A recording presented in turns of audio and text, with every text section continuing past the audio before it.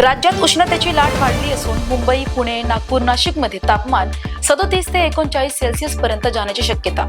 हवामान विभागाने काही ठिकाणी येलो अलर्ट जाहीर केला. महाराष्ट्र सरकारने जून 2026 पासून शाळांमधील मुलींना लाठी व कराटेचे स्वरक्षण प्रशिक्षण देण्याचा निर्णय घेतला. महिला सुरक्षेसाठी ही योजना महत्त्वाची मानली जाते. उद्धव ठाकरे यांचे विधान परिषद सदस्य म्हणून कार्यकाळ संपण्याच्या पार्श्वभूमीवर राज्यात राजकीय चर्चा सुरू. पुढील राजकीय भूमिका काय असेल याकडे सर्वांचं लक्ष. मनसेचा 20वा वर्धापन दिन उत्साहात साजरा. पक्षप्रमुख राज ठाकरे यांनी गुढीपाडवा मेळाव्याच्या तयारीला सुरुवात झाल्याचे सांगत कार्यकर्त्यांना तयारीचे आवाहन केले.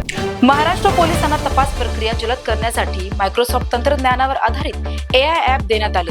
यामुळे गुन्हे तपास आणि माहिती विश्लेषण अधिक वेगाने होणार. पंकजा मुंडे यांच्या बैठकीला गैरहजर राहिल्यामुळे निलंबित IAS अधिकारी देवेंद्र सिंग यांनी माफी मागितली. राज्य सरकार पुढील कारवाई काय करणार याकडे सर्वांचं लक्ष लागलं आहे. रोहित पवार यांनी अजित पवार यांच्या विमान अपघाताबाबत पुन्हा प्रश्न उपस्थित केले. या प्रकरणात प्रफुल्ल पटेल यांचाही उल्लेख करत स्पष्टीकरणाची मागणी. रत्नागिरी जिल्ह्यात पंचायत समित्यांचे सभापती आणि उपसभापती जाहीर. अनेक ठिकाणी तरुण व प्रथमच निवडून आलेल्या सदस्यांना नेतृत्वाची संधी देण्यात आली.